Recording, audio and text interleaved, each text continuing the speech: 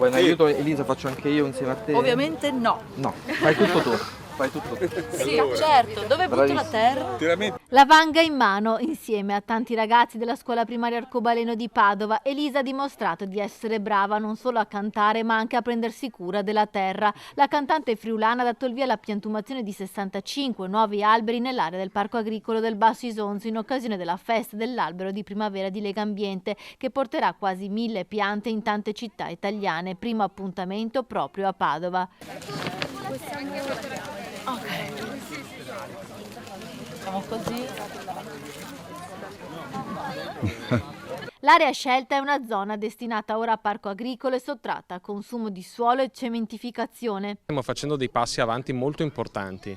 Prima perché abbiamo sottratto all'edificazione ben 3 ettari di terreno che in questo momento è coltivato grazie alla realtà del campo dei girasoli. Dopodiché in questo momento ci sono i trattori in azione nell'area del comune che va dalla casa ex Bortolami al campo dei girasoli stesso, perché stiamo predisponendo ulteriori 2,5 ettari per ulteriore coltivazione sempre di natura biologica.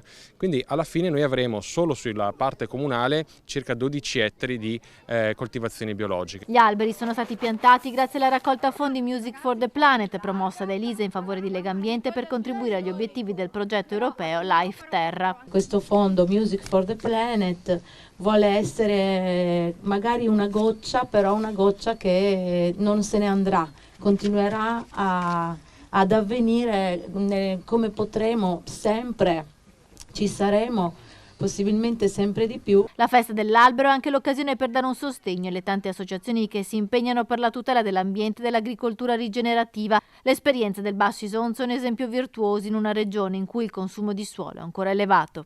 Purtroppo siamo comunque nella città con la percentuale più alta di consumo di suolo di tutto il Veneto, in una delle regioni con il consumo di suolo più alto di tutta Italia, un consumo di suolo che non accenna a fermarsi. Questa sera saremo a parlare ad esempio di un altro grosso progetto di cementificazione che minaccia Padova proprio in questi mesi, e quindi andiamo avanti sia costruendo una città più vivibile, sia cercando appunto di fermare nuovi progetti di cementificazione.